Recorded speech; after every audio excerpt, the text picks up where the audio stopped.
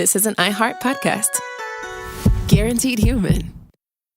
Introducing the all-new Mazda CX-5, featuring more connection. Hey Google, where's the nearest Pilates class? Safety that has your back. More discovery on the scenic routes. More passion in the details. And more control in changing weather. The all-new Mazda CX-5. More to move every side of you. See it in 5 films at MazdaUSA.com/5sides. Google is a trademark of Google LLC. Sequences shortened and simulated. All cat parents understand the feeling of being totally ignored by your cat and often thinking, does my cat even love me? There's only one solution to solve that: Sheba. Feed your cat Sheba and go from feeling ignored to truly adored in 12 days guaranteed or your money back. Sheba has a menu of products, appetizers, entrees, treats, and even a kitten's menu. So Sheba has a product for even the pickiest eater, like Sheba Puree made with bone broth, a smooth and creamy texture that cats love, or Sheba Grilled, protein-rich formula made with real chicken and seafood. To learn more, check out Sheba.com. Hey, Chuck. Yo. We're in the present time. Yes. Which means that we need to take this opportunity to do a little bit of an intro for the episode everybody's about to hear, because it's a lost episode. Yeah, this has never happened to us before. But you said, hey, I thought we already recorded one on crystal skulls. I went, yeah, I think you're right. And Jerry went, oh, it's right here in my desk drawer. We forgot to publish it. Yeah, so this is a long-lost episode, and we decided to publish it anyway, and just with a little caveat, because it might, I'm sure there's some stuff that sounds dated. Oh, right? It's dated right off the bat. We talk about whether the world's going to end or not in 2012. Yeah. That's kind of the dead giveaway. Cool. There's some dating to it, but yeah, so it's a lost episode. And thanks to whoever it was on Twitter that suggested a Crystal Skulls episode, because that's what started this whole thing in the first place. Well, you certainly gave them their due by calling them whoever it was. Right. Thanks, whoever. All right, so cool. So here we go with Crystal Skulls. Welcome to Stuff You Should Know from HowStuffWorks.com.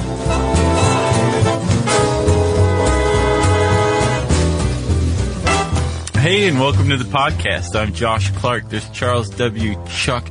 Oh my God, everything's coming to an end, Bryant. That makes this Stuff You Should Know, right? Yeah. How you doing? Oh, I shouldn't even ask. My life is a little upside down right now. I'll be all right. It's not like it's Mayan and it's 2012 or anything. Well, we've already done that one. Yeah. And I guess we know that the world isn't necessarily going to end in 2012, so that kind of presupposes how we feel about this podcast, I guess, right? Yeah, it does, actually. But let me give some news first. And you know this because you found this, and it's literally today's news. Yeah, that doesn't often happen. Yeah, but we're talking about crystal skulls, and there was a piece on crystal skull that was found recently in a home in a Bavarian village. And this crystal skull, it weighs, I think, 9 pounds. It's life size. No, it weighs nearly 20 pounds. It's life size, maybe a little bigger. It matches the death's head insignia worn by Nazi SS officers. Yeah. Which is appropriate because this crystal skull apparently belonged to Heinrich Himmler. That's right. Who is the chief of the SS. Yeah, and I wrote an article, we should podcast on that sometime, about the Nazis' interest in archaeology. They were, like, all the Indiana Jones stuff was right on the money. Yeah. They had all sorts of programs, archaeology programs, basically to try and prove through historical research that the Aryan race was superior. Right. Yes. That was behind it all. And supposedly the Nazi party arose from some sort of kind of like good time sex cult that like all of the people who were eventually like the head of the Nazi party were members of. Really? Hitler comes along and is like, you guys are freaks, but I'm going to use this to my advantage. Right. And bada boom, bada bing, I'm Der Fuhrer. Wow. And everything starts to go horribly, horribly awry. Yeah. But back to today's news, a crystal skull was found, which is a very unusual thing. And it was found hidden on a rafter in the attic of this house in Bavaria that belonged to a woman who had been married to a high-ranking SS officer. Yeah. And it's now in the possession of Swiss journalist Luc Bergen. Yeah, he makes quite a claim. He claims that, quote, I am 99% sure that this is one of the skulls of the Mayans, but we need clarity, and all available tests will be carried out to ascertain authenticity. So what Luke Bergen has just said is that he's about to be very, very disappointed. Yeah. It's spoken like a man who just got his first crystal skull. Yeah, exactly. And has done zero research on it. Basically. The prevailing, Chuck, we should, hold on. Let's bring sarcasm down a little bit. Okay, yeah, sorry. The legend behind the crystal skulls, and anybody who has not seen a crystal skull, just type that into your favorite search engine and find an image. Yeah. And you'll be like, oh yeah, crystal skull. Crystal skull. There's supposedly 13 of them that were crafted by the Mayans. Yeah. And they were scattered throughout the globe. Right. And 9 of them were colored to represent the races of man. Yeah. And then 4 of them were clear to represent the animals that crawl, walk, slide, which is slither, I guess, and fly. Yeah. And basically, the world's supposed to end on December 21st, 2012 Yeah. at 11:11 a.m. And if these 13 skulls aren't reunited, discovered and reunited in a specific alignment, I would imagine probably at some sort of Mayan temple, then the world will end. If we can get them aligned in this proper alignment by this time, we can prevent the world from ending. Yeah. Problem is, though, Josh, there's a lot more than 13 of these things floating around the world. Yes. And so there's some doubts as to their legitimacy. And if it depending on what this skull looks like, I don't know if the Daily Mirror was the news source that you got this from. And Right. they're not exactly, they're a tabloid. Yeah. They're a tabloid, actually. Well, I believe that this skull was found. I'm sure, but the picture that they've used, I don't know if that's the skull that was supposedly found Probably or whatever, but there are some telltale signs that a skull might be a fake, that it could be real. Let's start digging in, Chuck. Okay. Let's dig into crystal skulls. Well, they can vary in size and appearance. Some of them are sort of crudely shaped. Some of them are really detailed. Some of them are beautiful and clear. Some of them are hazy and colored. Right. Some of them have detached jaws. Some of them do not. Some of them have eye sockets. Some of them don't. Right. That's just a brief overview There's crystal skulls. of the appearance. And some people believe that they are, from the ancient Mayans, descendants of the, what's the underwater? Atlantis? Atlantis. Is that where the Mayans came from? Some people say that.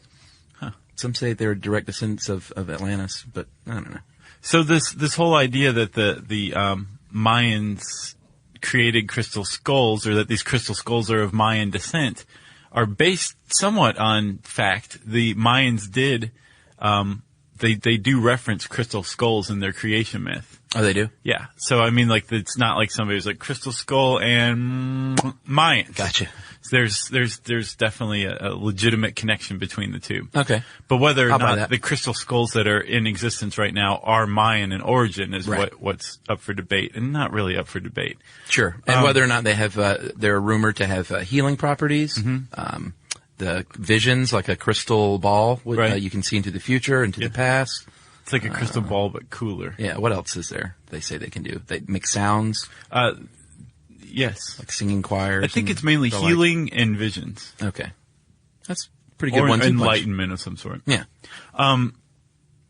But the world of crystal skulls, when you start to kind of dig into it, is it doesn't really matter what you believe. It's a really interesting world filled by almost caricatures of people. Yeah. Adventurers and, that and one dude. fraudsters Yeah. and hucksters. Can't wait and- to talk about him. Yeah, so let's start with I guess the most famous crystal skull of all, the Mitchell Hedges skull. This one kind of set the tone for most other.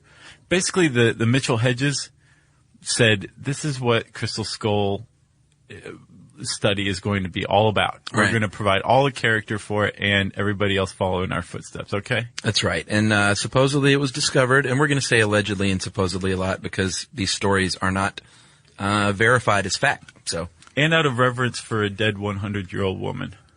who, Anna? Uh-huh. She's dead now? April 2007. Oh, really? Yeah. That's a bummer. Yeah, so it was discovered allegedly in the 1920s by who we just referenced, Anna Mitchell Hedges, who is the adopted daughter of F.A. Mitchell Hedges, world adventurer. Yeah.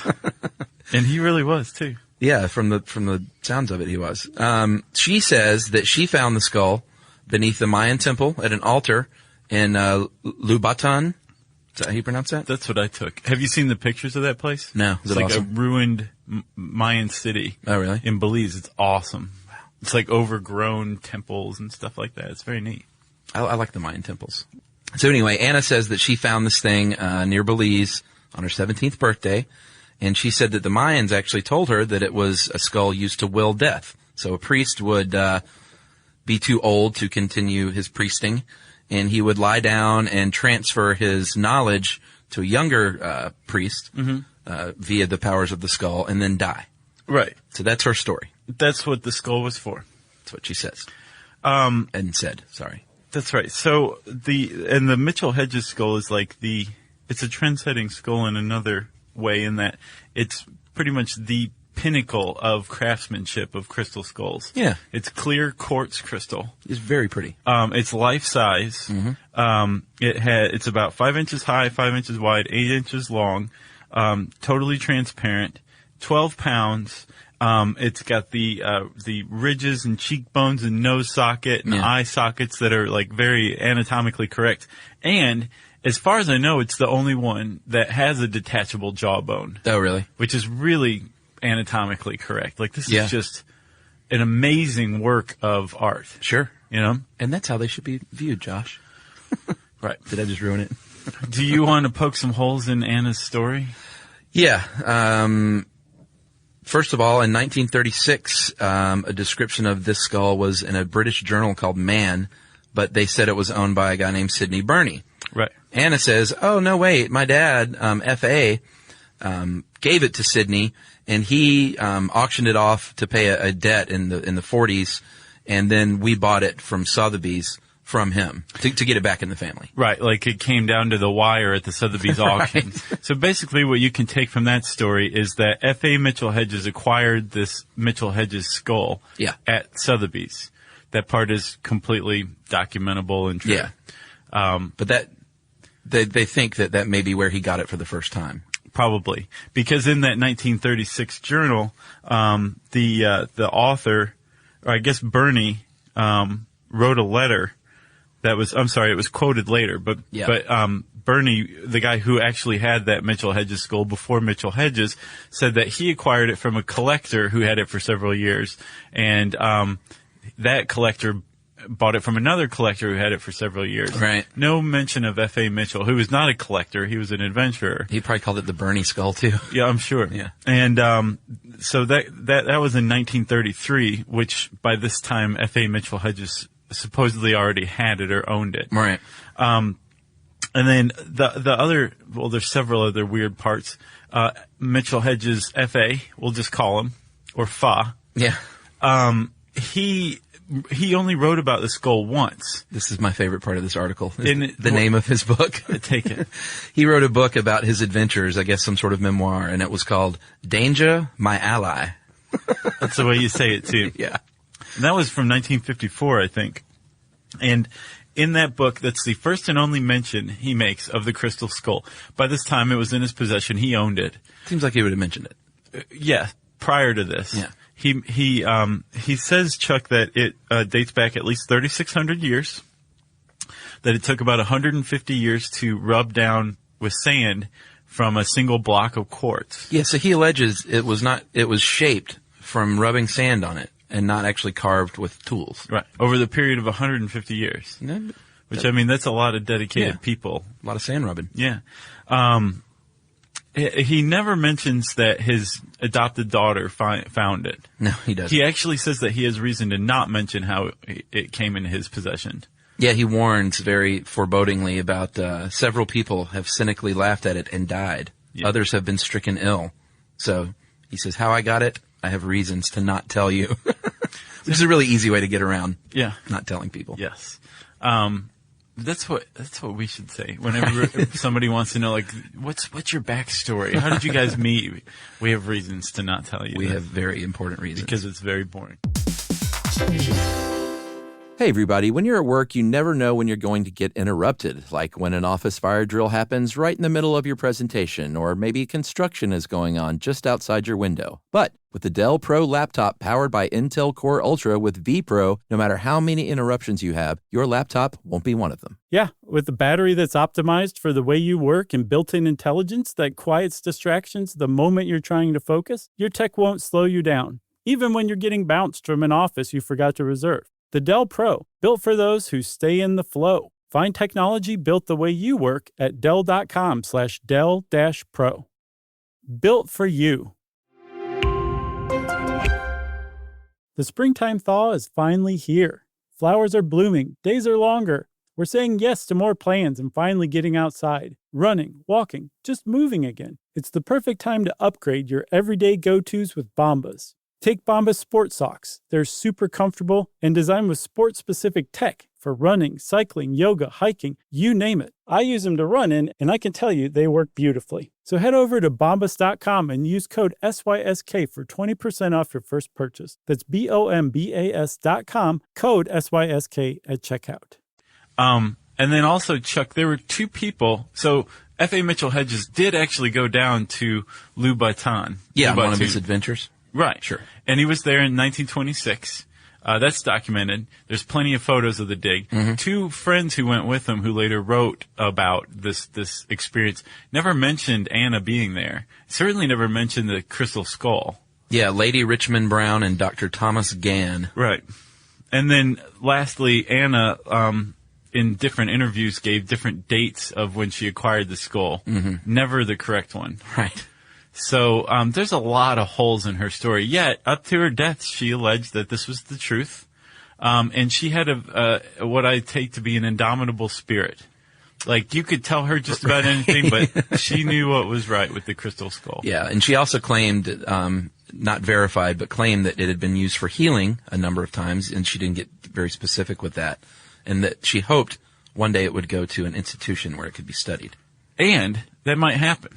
If you go on to MitchellHedgesSkull.com or MitchellHedges.com, I think there's a hyphen in there. Not Benson and Hedges? No. The skull is now in the possession of its newest owner, Bill Holman. Oh, really? Who is a very dashing guy, likes to wear like an Indiana Jones hat. Of course he does. He loves posing with the crystal skull. It's very cool. Sure. But his aim is to build a museum for the skull in Sedona, Arizona, so that it can be studied and basically be available to the public all the time, which is pretty cool. Where he would sell tickets. I don't know. Sure he would. Who knows? There's not a free museum. Oh, actually, that's not true. Plenty of free museums. I know. I'd take that back completely. Okay. But there's plenty that aren't as well. Yes. I agree with you. So that's what's going on with the Mitchell Hedges skull right now. Bill Holman has it here in the U.S., and there may be I don't know if it will be reunited. Surely people who own crystal skulls are going to take them to Mexico or something in December 2012 to see what happens, right? Yeah. So Mitchell Hedges' skull is the most famous, but it's far from the only one, right? Yeah, there's another famous one in the British Museum, and I believe they just call this the British Museum skull, right? Yeah. It's kind of a letdown. They call the Paris skull the Paris skull. Yeah. And it's also life-size. It's not quite as detailed as the Mitchell Hedges. And the jaw does detach, as you say, and it's cloudy quartz. It's not completely clear. Yeah. And this was purchased. We know a little bit about the real backstory on this one. It was purchased by the museum from Tiffany & Company in 1898. Mm-hmm. Supposedly came from Mexico. And here is where we have a guy enter the picture named Eugene Bobin. Yeah, he's kind of an important character as well. Yeah, he's a French art dealer, and a lot of these skulls seem to have passed through his ownership at one point or another. Which isn't necessarily fishy in and of itself. Like a dealer can specialize in something, and Bobin specialized in Mayan relics and artifacts. And the pre-Columbian stuff. So, yeah, it's not like that makes it hinky. I'm just pointing that out. Then you got the Paris skull. It's a more crude still than the other two, and has a hole cut in the top that they think is supposed to hold a cross. Yes. And that is in Paris at you going to pronounce that one for me? The Musée de l'Homme. Okay. The Museum of Man. Oh, is that what it is? Uh-huh. Do you speak French? Un poquito. I used to do that. I took German in high school and then learned just sort of rough Spanish by working in the Mexican restaurants. Yeah. And I would always mix German and Spanish up in my college days. Yeah. I was mixing up a lot back then, though. Anyway, and then in 1992, this one's a little weird. I like this one. And the Smithsonian received a crystal skull in the mail. Anonymously. With an anonymous note. Yeah. That said, hey, this is Aztec. I bought it in 1960 in Mexico City. And do what you will with it, I guess. It's brought me nothing but bad luck. Yeah, maybe. Please don't ever try to track me down. And that one is hollow, which is slightly unique as well. Yeah, so there's a couple of points that you've just brought up. One, Eugene Bourbon, remember him? Yeah. Secondly, this anonymous skull is thought to be Aztec, or was mentioned as Aztec. Right. The British Museum skull is possibly considered Aztec. Possibly. So that kind of knocks the Mayan legend out a little bit. It does. Let's do that some more. Okay. Well, first let's talk about some more crystal skulls real quick. There's again, there's a whole world of crystal skull collectors. Oh, yeah. And some people have a few, some people have one, but all of them are pretty, like if you have a crystal skull, like you're a well-known individual. Yeah, it's not like being a commemorative plate collector. Right. Like Joanne Parks, who owns Max, the Texas crystal skull. Yeah. She apparently got it in the 80s, and it's supposed to be from Guatemala, which is Mayan. Yeah. Okay. We've been there. Yeah. And Jake Van Dieten, who supposedly owns a few of them. Joke. What do I call him, Jake? Yeah. This is she. Oh, okay. Now, she says that her skull, E.T., healed her brain tumor. That's right. And that's a pretty cool name for a skull if you're a skull owner, I would say, and movie fan. Mm-hmm. And then what else is there? There's Shana Ra, not Shana Na. Yeah. And it's a big one. It weighs about 13 pounds, owned by Nick Nocerino. And he is a self-described expert, which are our favorite kind of experts. Right. In crystal skulls. And he claims he found that one in Mexico. And then lastly, there's an amethyst skull called Amy, A-M-I, or Ami, if you're speaking French. And that supposedly has a squiggly white line around the circumference of the skull. No idea what that means. And supposedly mine. Yeah. And then there's a bunch of smaller skulls, like little ones, that are about an inch in diameter, that have holes drilled through them, and they think that they were amulets or pendants or some sort of, they were worn as necklaces. They were sold at the gift shop, the Crystal Skull gift shop back in the day. So is the deal, do all these people think they have one of the 13? Is that pretty much what's going on here? That's the impression I have. Okay. Yeah. Especially if you consider your crystal skull as the source of the healing of your brain tumor. Well, yeah, sure. And Chuck, there's a certain rationale to the idea that a crystal skull can allow you to see visions. There's something more going on there besides it being just a lump of quartz, and that actually is found in one of the properties of quartz, which is piezoelectricity. You want to say it's kind of Italian? Piezoelectric. Right. So that is a property of quartz in particular, but generally crystals and ceramics, to be able to generate an electrical charge just from pressure, from like what's called mechanical energy, stress. So So basically, just rubbing like a piece of quartz, say a crystal skull, you should be able to generate electricity. And the harder you rub, the more electricity you generate. So that no one's ever been able to say, well, then that's why you would heal your brain tumor or anything like that. But the fact that quartz is piezoelectric is one of the things that people who believe in the healing powers of these crystal skulls point to. And crystals in general. Yeah. That, Little 5 Points has had that crystal shop forever. And is it still around? Yeah, I think so. And people go in there and they buy their crystal and hang it around their neck, and they believe it has healing properties or energy properties. Or at the very least, it generates a mild electrical current. Yeah. Yeah. Then there's also slightly wilder claims that the piezoelectricity isn't necessarily for healing. It's to facilitate time travel or it serves as some sort of communication device between the aliens who brought it here, or Atlantis. Sure. We just haven't figured out how to tap it or unlock it yet. Yeah, what is it they compare it to? Is like a computer chip, potentially, that has all this ancient wisdom and facts and knowledge. Just waiting. We just don't know how to access it. It's like the Lunar Doomsday Ark, but in crystal skull form. Yeah, exactly.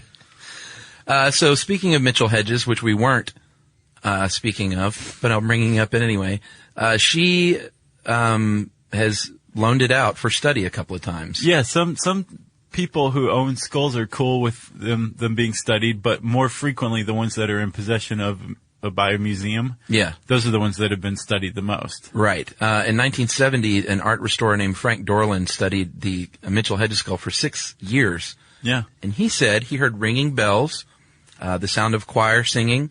He saw auras around the skull, and he could see images when gazing into it. Yeah, and this is an art restorer. He's not necessarily like a crystal skull devotee. Right. But he also claimed, on the other hand, that it showed signs of mechanical grinding and holes drilled that were obviously using modern techniques, a metal drill. Yeah. So he sort of said it was mystical in some ways, and also said, well, but this thing isn't ancient because it was clearly made with, modern technology. Right.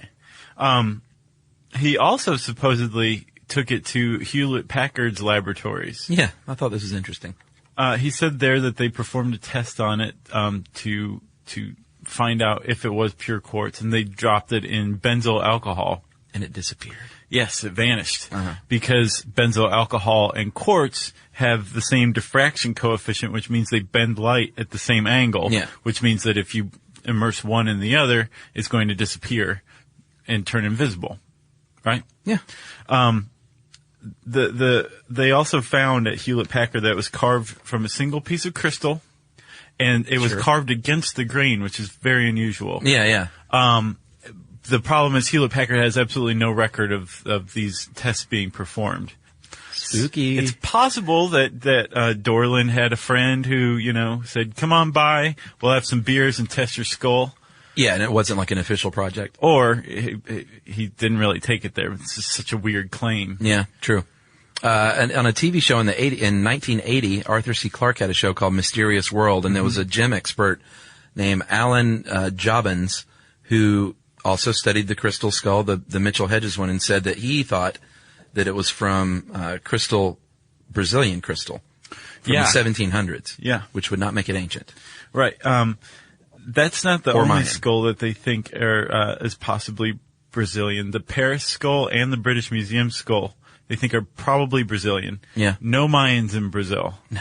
And like you said, after the 1700s. So this is post-Columbia, not just post-contact. This is like there's a revolution stirring in America by this time when these things were made, right? And all signs start pointing further back to Eugene Boban. Yeah, and they also thought they were carved in Germany, most of these? Yes. Which kind of the Himmler thing all of a sudden makes sense. But I would venture to guess that Himmler would have never thought that it was made in Germany. I'm sure he thought it was like one of the 13 Mayan skulls. Yeah. They were very superstitious, those Nazis. All right, so back to Boban. So Boban had his hands on like several of these. You mentioned Germany. Apparently there's a lot of Brazilian crystal that was being worked in Germany in the 1700s, right? Or no, the 19th century, the 1800s. Mm-hmm. And apparently Boban got his hands on these things, sold them, but it's not clear whether he knew that they were frauds or not. Because, there was a lot of money to be made during the museum period. There was a big boom in artifacts and museums and auctions like this. So, obviously if you're claiming it's one of the original things, you're going to get top dollar for it. Exactly. Which is how the British Museum came about its skull. It was purchased, like you said, in 1898 from Tiffany and Company. Yeah, probably during the cheap. age of the museum when people would pay a pretty penny for these things. But I guess to its credit, the British Museum led the way in proving that these things were fakes. And I just made air quotes because they're still amazing works of art. Oh yeah, sure. They were made by master craftsmen in the 1800s. Just call it that. That's what I say. What, works of art? Yeah, so they can be admired and not kind of poked fun at Right. by non-believers. Well, that's why that skull's still in the British Museum. They're like, this thing isn't mine, but still, check it out. Yeah, exactly. You know? Stare into the aura. Now, the Mitchell Hedges skull doesn't fall into that because there's been no, I guess, acceptance that it was made recently. Yeah, and at one point she kind of withdrew it from further investigation. Isn't that right? Yeah. So the British Museum concluded that theirs was made using a jeweler's wheel. Yeah. After the European arrival in the Americas. Its high polish indicates it was carved using traditional European techniques. And then in 2005, Jane Walsh, who was an anthropologist with the Smithsonian, took the Smithsonian skull to the British Museum and said, hey, look at this one too. Through an electron microscope. And they did, and they're like, it's the same thing. They may have actually been made by the same craftsman. Yeah, they said that there would have been pretty clear evidence that it was made with ancient tools by the fact that it wouldn't be nearly as smooth. There would be scratch marks, things like that. Yeah. But it bore none of those. Right. And they found, the telltale signs of modern tool use, right? Yeah. There were no signs of ancient tool use. Again, if you were a believer in crystal skulls, well, these things they were made over 150 years. Of course you're not going to find axe marks or whatever, you hack. Right. It's 150 years of sand rubbing. Right. Doing that kind of work. But this is the thing that I like the most. What's that? There are out there very crude crystal skulls. There are some that don't look like they were made from modern tools. A jeweler's wheel in Germany in the 19th century. So you're saying those are the ones? Who knows? You know what my favorite part is? What? Danger, my ally. Yeah, I know. It's pretty good stuff. So we have to mention a few pop culture references, starting with Stargate, SG-1. Yeah. And then it's been in some video games, Nancy Drew, Legend of the Crystal Skull. Yeah. Pirates of the Caribbean. Third greatest selling video game of 2006. And then, obviously, the biggest reference would have to be the Abominable and Forgettable. I said it. Indiana Jones and the Kingdom of the Crystal Skull. Mm. And man, I have never wanted to love a movie so much in my life. Mm-hmm. And I've never been as disappointed. And I'm on record. I'm saying this. I know, and I feel bad because, I know that it hurts when we're criticized. We're like, we're doing our best. I know. I'm sure that they really wanted to put out a great movie. I know. They worked on it for a long time. Missed the mark. Supposedly they're going to do another one, and I think if Steven Spielberg, if you're listening, and Mr. Lucas, get back to basics, brothers. That's what I say. Forget all the... I don't know if Harrison Ford can do his own stunts, though. Forget all the CGI monkeys and killer ants and all that silliness. Just get back to basics. Yeah, I agree. Go practical. Hey, everybody. When you're at work, you never know when you're going to get interrupted, like when an office fire drill happens right in the middle of your presentation, or maybe construction is going on just outside your window. But with the Dell Pro laptop powered by Intel Core Ultra with vPro, no matter how many interruptions you have, your laptop won't be one of them. Yeah, with a battery that's optimized for the way you work and built-in intelligence that quiets distractions the moment you're trying to focus, your tech won't slow you down, even when you're getting bounced from an office you forgot to reserve. The Dell Pro, built for those who stay in the flow. Find technology built the way you work at Dell.com/Dell-Pro. Built for you.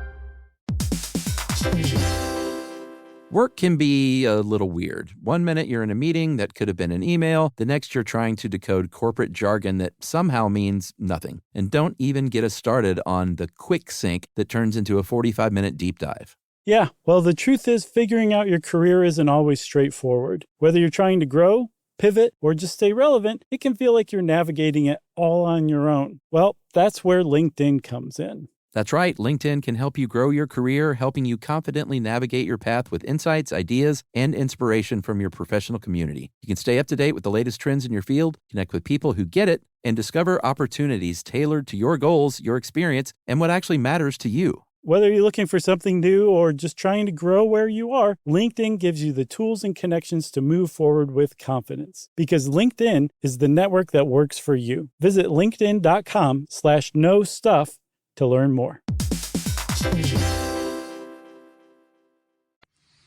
And that's that for Chuck. That's it. Right? Yes. If you want to learn more about crystal skulls and see some cool images of crystal skulls, type crystal skull into the handy search bar at howstuffworks.com. And since I said that, Chuck's got a letter in his hand, and that means it's time for listener mail. That's right, Josh. A few weeks ago, you asked for a call for if you have any ways you're trying to better humanity. And we got quite a few of these, and so we're going to read some of them over the next few episodes. Okay. This one I'm partial to because I just think it's neat. This is from Rachel. She's written in before. I have a project which I'm attempting to improve humanity. Almost every day for the past 3 years, I've written a pep talk at my website, Either one. website, dailypeptalkfromabestfriend.com. My goal is to improve the reader's self-esteem by telling them what their best friend might say in a moment of crisis. Type your issue into the handy-dandy search bar. Find yourself a pep talk. There's more than 800 of these, and I'm pretty sure I've covered whatever has you blue or befuddled.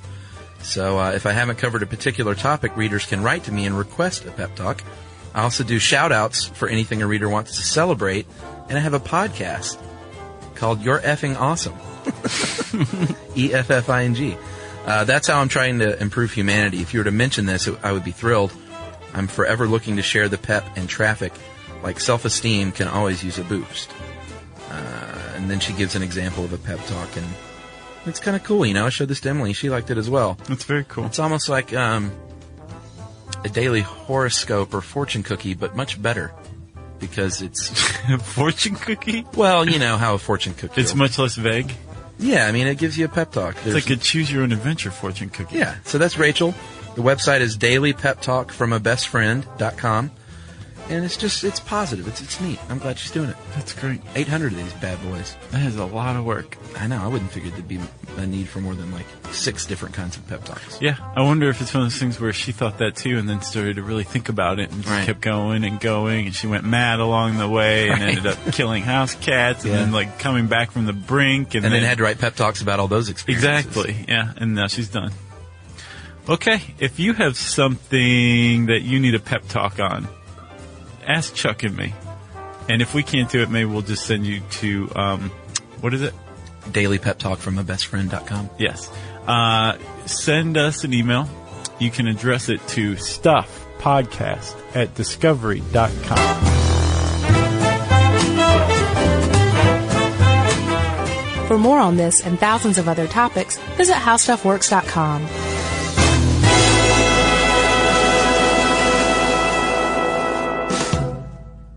This episode of Stuff You Should Know is brought to you by lynda.com. Lynda.com offers thousands of engaging, easy-to-follow video tutorials taught by industry experts to help you learn software, creative, and business skills. Membership starts at $25 a month and provides unlimited 24/7 access. Try lynda.com free for 7 days by visiting lynda.com/SYSK.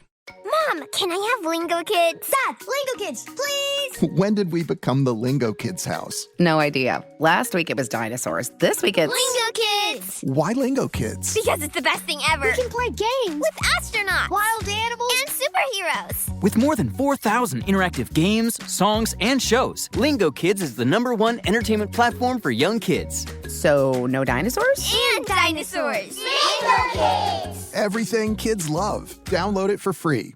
Hey, everybody. You ever show up late to the game and your friends have already saved your seat and your drink and even a plate? Well, that's looking out, and that's having your back, and that's exactly what AT&T does with the AT&T Guarantee. They know that staying connected matters, so they actually guarantee a network that comes through when it counts. AT&T has connectivity you can depend on, or they'll proactively make it right, just like that friend who takes care of things before you even ask. AT&T. Connecting changes everything. Terms and conditions apply. Just visit att.com/guarantee for details. This is an iHeart podcast. Guaranteed Human.